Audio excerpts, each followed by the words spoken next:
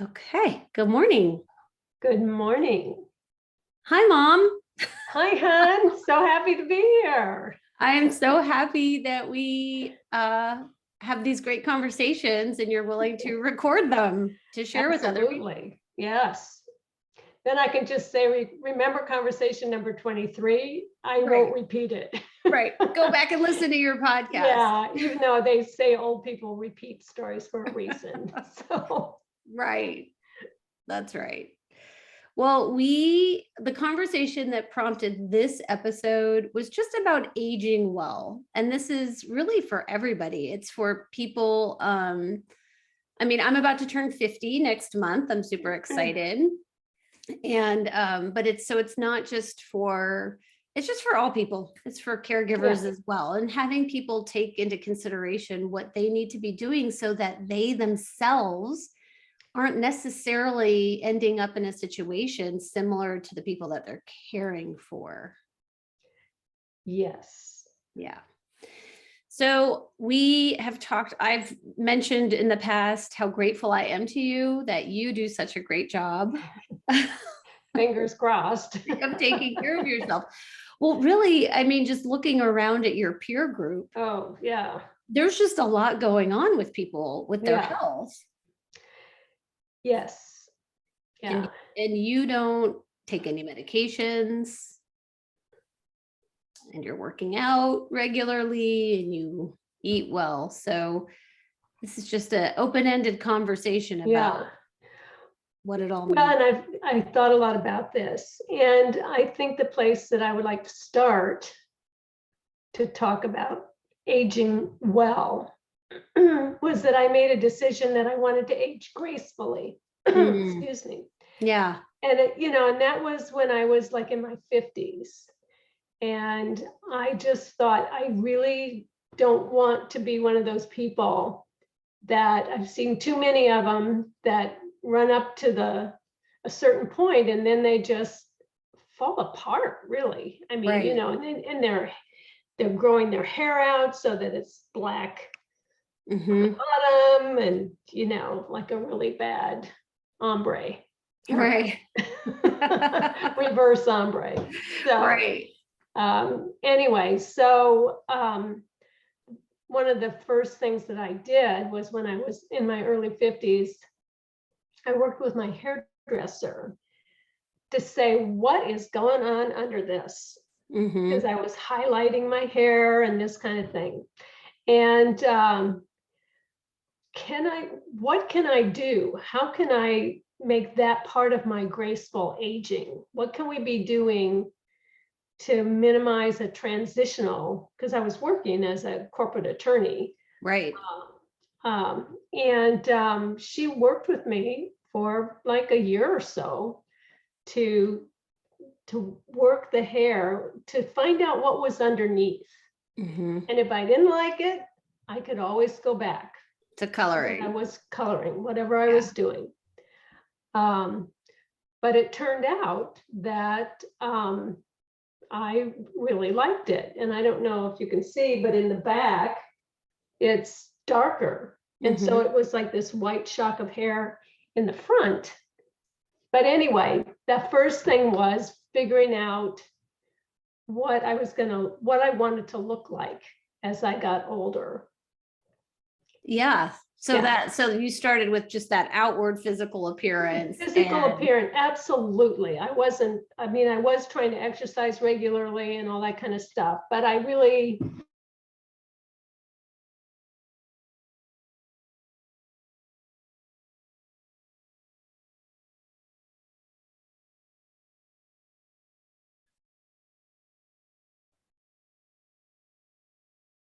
we got frozen. To just take a look at the outside. And then I started, the other thing I did, it says my internet connection is unstable, so good luck to us.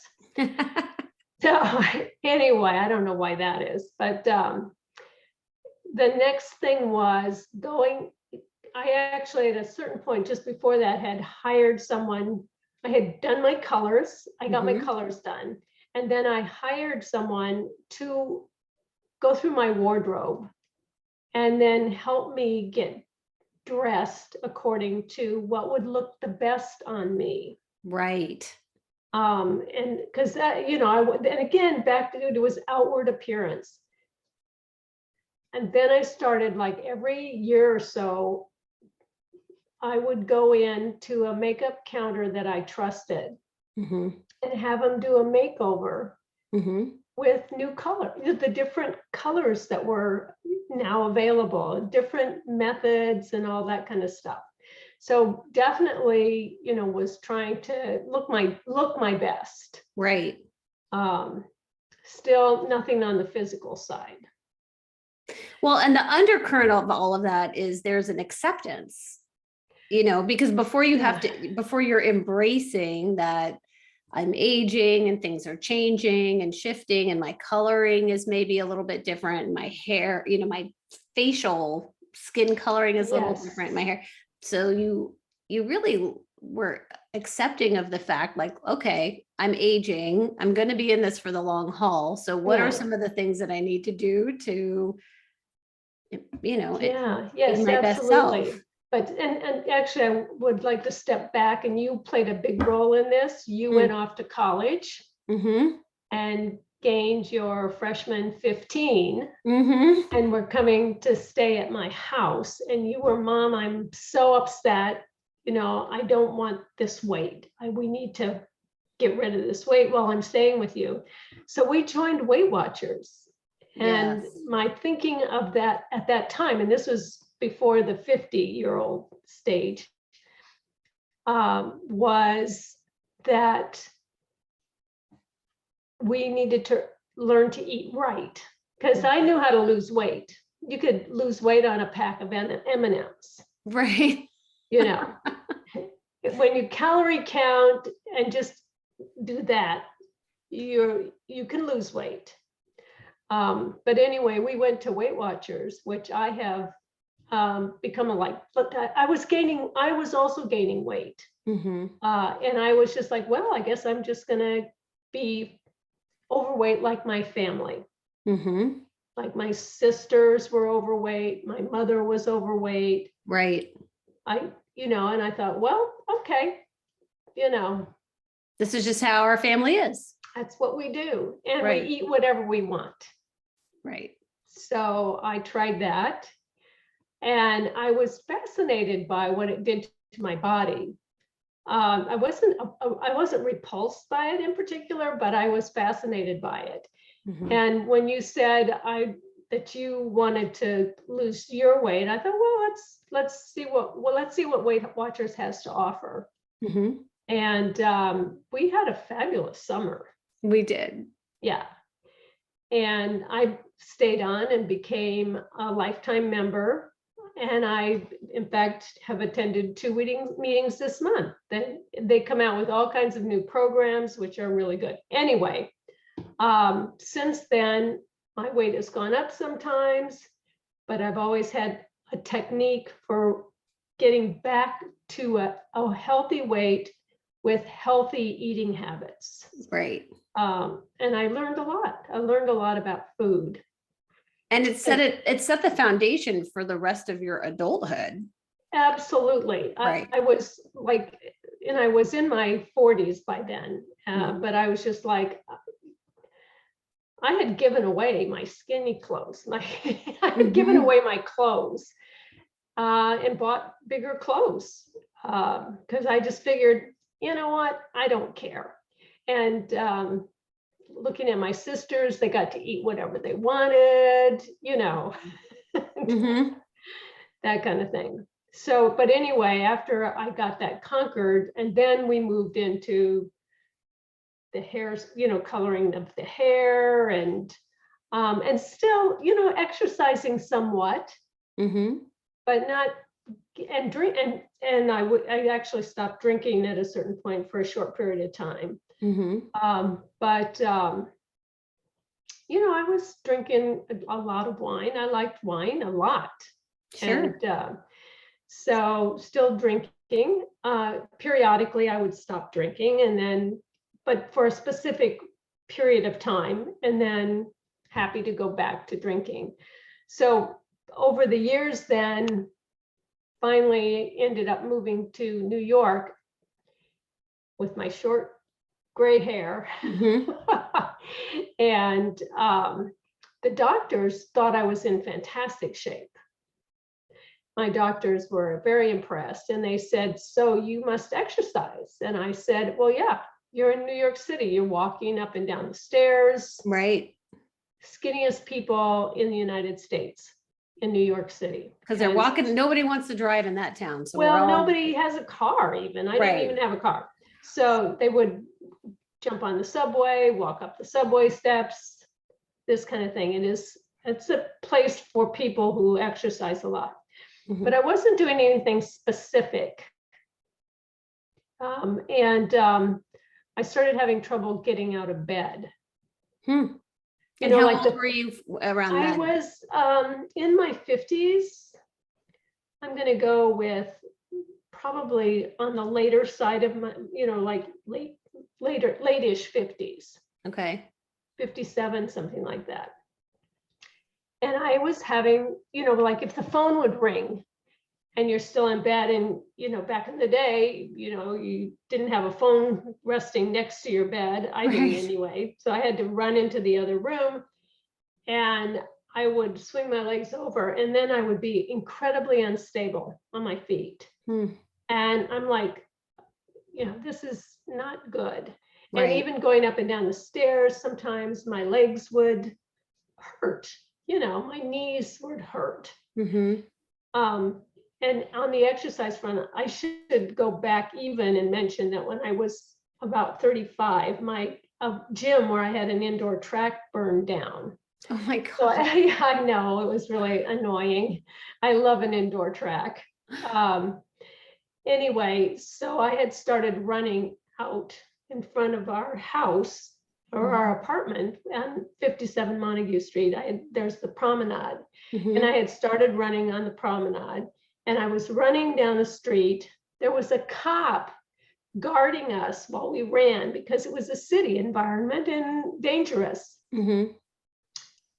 I turned around, I walked back home, and I said, "I'm not jogging anymore. I'm not going to do that. I'm just like, I'm not going to do that anymore." So that is the point at which I switched to walking instead of running or jogging. Mm-hmm. Because I thought, I'm probably going to want these knees Right. when I get a little bit older. So in your later 50s, when you were feeling unsteady on your feet, this was not a result of you being a runner for 10 or 15 years. No, exactly. It was, I was on a treadmill even. I might go a little bit faster, maybe even a jogging level eventually, but no, it wasn't from joint problems. Right. I mean, I don't, maybe some joint problems from lack of exercise, but it was just, I was very unsteady on my feet. So I decided at that point that I needed a trainer. Mm. And that was when I switched to actually looking for some professional advice on how to do my whole body. Right. And so I ended up signing up for a gym and getting a trainer at the gym. And I took a few Pilates classes. I tried yoga. It did not work for me, but Right. because of the positions and things, and it didn't work for me. But the Pilates actually even incorporates some yoga stuff, but it worked really well for me. And my trainer was a Pilates trainer, in addition to an aerialist and some stuff. Oh So my gosh. eventually she started training me in my home because she quit at the gym. Mm-hmm. And so she would come to my home. And it was like really, really great. Right. And I was like, I never looked back after that. I've always had a trainer. Well, so what do you think? So I'm curious about this. What do you think clicked in your mind? Or I just feel like so many people would be waking up and feeling creaky and feeling like, well, this is just how it is. I mean, so Yeah, like, yeah. reside themselves. So, well, I'm just aging, I'm getting up there, I'm almost 60. So this is just what my body does now. Like, what do you think was your thought process Well, behind? I actually I was starting to write some things up for this conversation. Mhm. And then it turned into something completely different. It turned into what my parents and how they were aging, Oh, interesting. Yeah. and the things that they might be confronted with as they aged. Um, and the one of the things, and so it was like my dad, and I have a similar build to my dad. Mhm. He ran every day until he couldn't run anymore. Yes. And then he walked every day. And he had a punching bag in the basement. Right. You may recall that from hearing that sound. I do. Yes. The speedball. Yeah. The Yeah, right, exactly. And, even I'm sure the day he died, he was on the punching bag that he had. Um, and my mother, on the other hand, um, just wasn't interested. She was Mhm. not interested. And so I think just looking at my parents, and my dad had a lot of challenges. So it isn't simply a matter that, I mean, he had an angina attack, Mm. had a pacemaker put in, Mhm. at a certain point, he had a blood clot in his leg, and then he couldn't run anymore. They put him on blood thinners. It didn't matter what was going on medically in his life. He broke his hip. Well, he didn't break his hip. He broke his femur. Mm. His bones were so good, they put a pin in it and stuck it back together, Oh my gosh. and Yeah. still the day he passed away, he was doing sit-ups. He was Mhm. keeping his body moving. So what's Um, interesting is that even though he had these medical setbacks and incidents, because he was regularly exercising, they didn't just take him out. Exactly. And I And guess that's my point, is yeah. that, basically there's, and my trainer now is in her 60s. That's the other thing I recommend, is getting a trainer that has your long-term goals in mind, Right. which is to be able to keep moving, be out there, not be dependent on yeah, sure, if you need a walker, fine. But, basically to learn to exercise appropriate to where you are and where you want to go. I mean, she was Right. training a 98-year-old woman. I mean, and the best thing she did with that woman is get her out of bed, Right. I Right. mean, but she would take her down to the pool and this kind of thing. Well, so circling back to the bed, when you started working out with the trainer, did that help you with getting out of bed? So if you needed to jump up and answer the phone, what happened with that? I think my body is amazing. Mm. It's like it sends a message to my brain. And so if my brain accepts the message, answers the call, then basically, and I do something about it, my body responds immediately. Wow. So, when I had a structured exercise program, it just wasn't a problem, and it still is not a problem at 76. Getting out of bed is not a problem. Right. Walking across the room is not a problem. Right. um, I can do, and lifting weights is not a problem. Right. So just and learning to do, using, to me now, I use everyday exercise, everyday activities as as a stretch. When I'm unloading the dishwasher, I'm stretching my hamstrings. Oh, You yeah. know? I mean, it's just like you can use everyday things to basically stretch, because stretching is an important part of this process too. For sure. So I think one of the big markers of healthy aging is that ability to get up off the floor. yes, that's key. That is key. Well, and in other Yeah. cultures, there's a lot more sitting on the floor. So they have a lot more opportunities to practice Yeah. that movement, body movement. So for those of us taking care of our loved ones who are in our 40s, 50s, 60s, just making sure that we're moving our body regularly. And I mean, the weight is important. It is an important factor. Yeah. Yes. Yeah. I mean, And it's like, yeah, people who I've known, and quite a few people who have needed a knee operation. Now, probably not their fault, but they couldn't get it because the doctor's like, until you lose like 50, 60 pounds, I can't help you yeah, with your knees. right. So, And really, I mean, my goal is that people are reframeworking why or for eating healthy and moving our body. I think we're so programmed in our youth to look good in a bikini, to show up spectacular for the wedding. And I just think that programming eventually wears off. Well, I think the problem with that, and of course, any program that talks about maintaining a weight talks about the problem of using that kind of goal setting.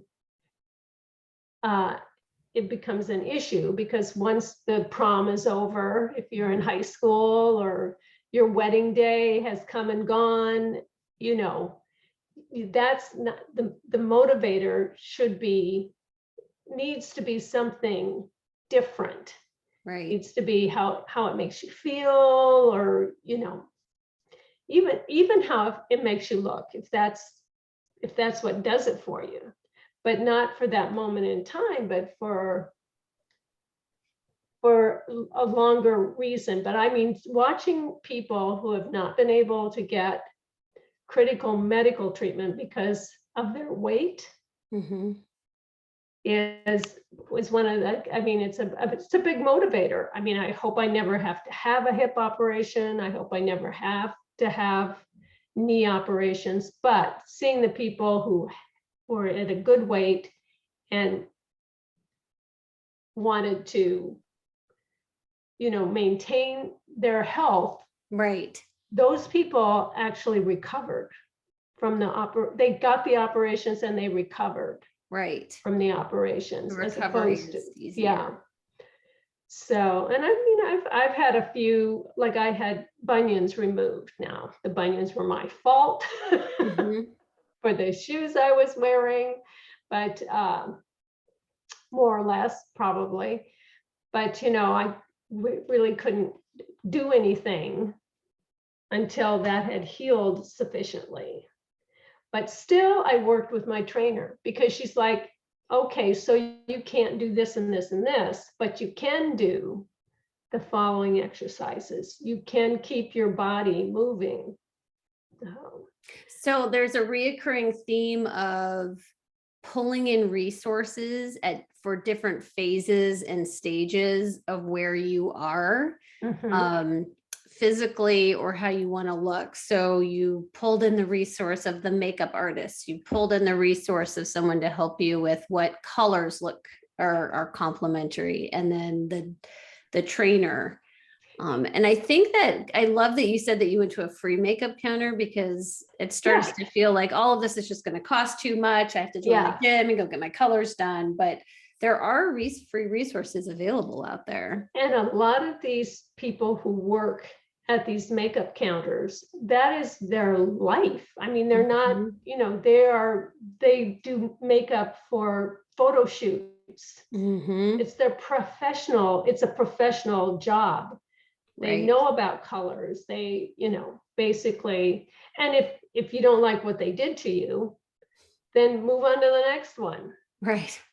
I mean, Bobbi Brown has made a career out of providing makeup and for women as they age. Wow.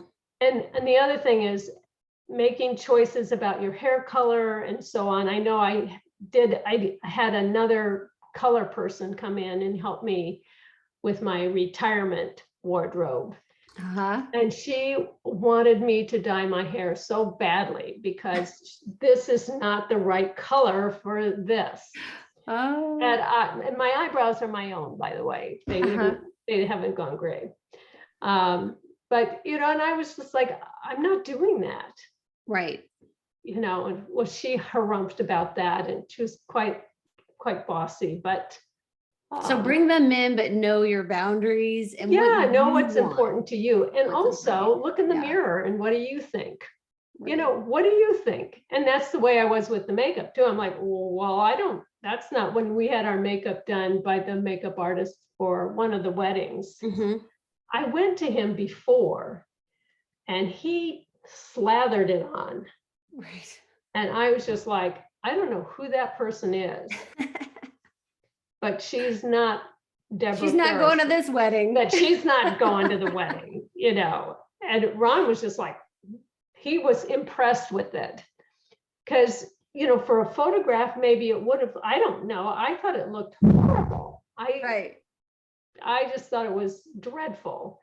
And so, basically, I told him the day of the wedding, put half as much on. Mm-hmm. We're going to do this more naturally than not. And it was still, I mean, people from the pictures, even when people were showing pictures to their friends, the groom's parents were showing pictures to their friends, and they're like, well, who's that fantastic looking woman? Which shows you that you can be pretty stunning at any age, really. Right. At every age. Yeah. So, but yeah, I think you just keep going, you keep, doing things, but make sure that the person you're seeing later on, I also saw in some ad or something, this woman who had created a line of skincare Mm-hmm. called Boom, BOOM. Mm-hmm. And she was like, look, just get this little stuff that, it's just like a little gloss for your cheeks. You can put it on your lips. You can put it, Mm-hmm. and that basically was like, I introduced that to some of my friends and was using it myself. And now basically and she's like, don't put, unless you're going for a specific look. Like today I have some foundation on, Mm-hmm. but I learned how to put that on by a clerk in a store. Mm-hmm. So diluting the foundation with this moisturizer and this kind of thing. So, and I love that gloss stuff. I mean, and I just think they're just like, old people need to not gum up their works so much. Right. Right. Well, and that goes back to accepting and embracing instead of this fight against aging. Yes. Resisting it. And so as we are continuing to help our older family members along their aging journey and just watching them, there's so much resistance that we get, so much pushback about power of attorney paperwork or minimizing the stuff and things like that. But if now in your 40s, 50s, 60s, you can start that embracing it. Yes. And taking care of your own stuff. Well, that is a good point, because when I always had a term life insurance policy. So for my two daughters. Right. Yeah. So that basically if I passed away, there would be enough for them finish their education. It wasn't a big policy, but it was enough to finish their education, whatever they needed it for. And then I thought, well, when I get to be 70, I will get a long-term care policy.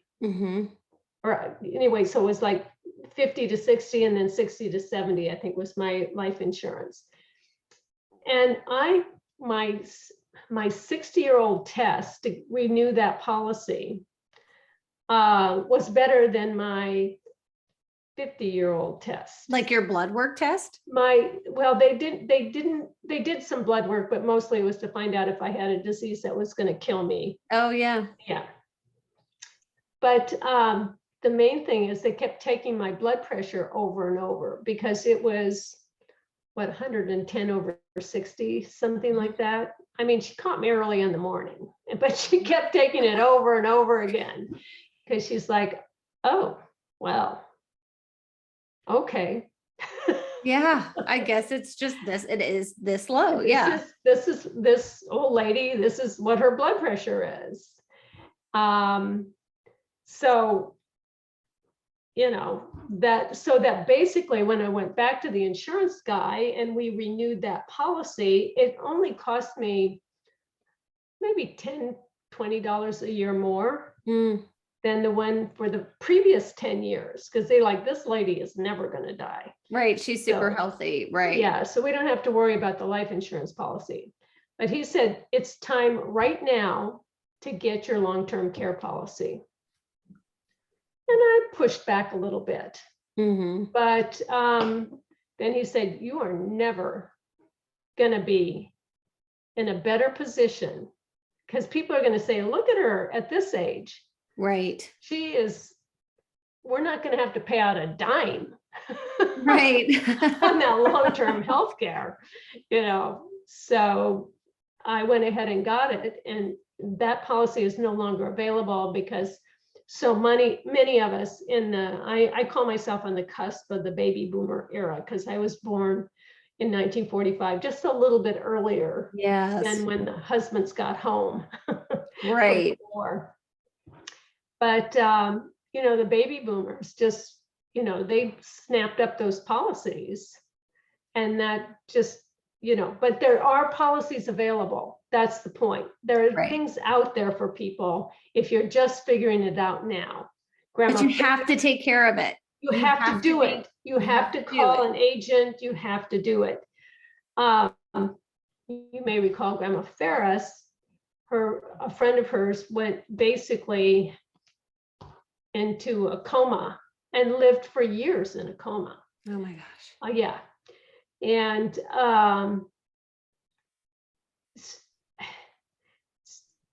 Grandma was in her 80s and she went out and got herself a policy. And it was, you know, it was a time, it was an amount limited policy. Right. We used every penny of that. We used every cent, right? Every penny of it. But I think she was 84 when she got it. Wow. So, which I don't even know if you could do that now. So really now is the time. Yeah. So get on it, folks, you know. Right. and as my agent said, if you're in good health, it's the best time to get it. So, I mean, time will tell. It had an escalator clause. So I made a decision to keep the policy price by dropping the escalator by 1%. So now it's 4% a year. It escalates. Okay. So, but last time I looked, it was $10,000 US a month. So, and that with my pension, that's the other thing too, is start thinking about, it's not too late to start thinking about, and you know this, to think about your future. I mean, putting money aside. Right. I mean, it's like that 10 to 15%, just slide it over. Whatever you've got. Tucking it away. You just brought up a point that I wanted to mention. Everybody tells you, you know, I'm hugging my husband once a day. for 20 seconds Mm, because they say it's good for you. right. And I didn't think he would accept that. But the point is this, maybe one hug a day doesn't do the optimum. Maybe 10 minutes a day isn't the optimum or even the recommended, Right. but it's something. Right. It is a reminder to our whole self that, and maybe 10% isn't possible, but $10 is possible. Right. It's something. It's something, and you're training your mind to think, oh yes, I'm a person who saves money. Yes. That's And so good. yeah. And so my thing is, don't be put off by the perfect. Don't be put off by what people say you need to do, because you're going to get discouraged. Right. I mean, and discouraged is not where we want to be in this process. We want to be, thinking I am a person who does certain things. Right. And that circles me back to the drinking. I ended up, I don't drink alcohol. Like when people ask me if I drink, I say, yes, of course I drink. I drink water all the time. I got my water right here. But yeah, of course I drink. And I go out for cocktails with people and all kinds of drinky things. But there's just no alcohol in it. And I kind of lost my taste for it, which I was lucky in a way. But the key to that was listening to a podcast with a woman who said she told herself, a very well-known podcast person who said, repeat, I am a woman who does not drink wine. I was doing that even as I held a glass of wine in my hand. Right. Yeah. I'm You a gotta start woman who somewhere. does not drink wine. And I literally lost my taste for it. I love that. And it smells bad to me now. And when I smell red wine, I think headache. That's Right. that's what red wine smells. What does a headache smell like? It smells like red wine. Red wine. So it's been 2 years now. We're coming up on the anniversary of 2 years of just not drinking at all. And now there are people who will tell you the reason they live to be 120 is because they drink whiskey and smoke cigarettes every day. We are not that person. We are not that person, right? We are not that person. Yeah. So make a decision about what person you are. And, I think that's great. That's really solid advice. And I think that goes sort of where we started, which is knowing yourself and what you want and looking around and saying, okay, well, these are the people that are in my life and how they're aging. And what do I want this to look like for me? So we're wrapping up. We're coming up on 45 minutes. Do you have any final thoughts for people on how to age well? Because I would say by every measurement, you are doing it. You are aging very, very well. So any final thoughts for people? Well, I am the curious senior. You are. CuriousSenior.com. Yeah. Well, I'll drop a link to that also in our show notes. But stay curious, I think is a big thing. Keep that mind going as much as you can. And the other thing is, like, we are all going to face challenges. We do not know how long we have, or what's going to happen to us. We literally don't have any idea. It hopefully will not stop any of us from doing what we can right now. Yeah, that's brilliant.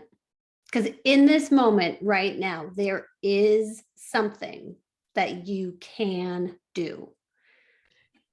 And no matter just, how small. I guess, one ultra last thing, Yeah. post last thing, is that I have gotten into meditation. So I just passed my 500th day straight, which I'm trying to unhook from the reward system. But again, meditate for a minute, meditate for 10 minutes. You don't have to be a monk and meditate for 3 hours a day, even though somebody might recommend that. Don't listen to somebody. Right. Listen to me. I love it. That's a brilliant way to end. Don't listen to somebody, listen to Deborah. The curious senior. The curious senior. Well, thank you, Mom. I think there's a lot of gems in here for people who are interested in aging well, because they're looking at the people in their life around them and thinking, I don't want to age like that, but I don't know what I'm supposed to be where to doing. go. Yeah, what Right. to do. Yes. So I think you've given them a lot of great information. And I love you. Hope is a 4-letter word. Hope is a 4-letter word. Thank Love you. you too, honey. All right, I'm going to end our recording. Wait, now I'm reacting. Hold on. Here we go.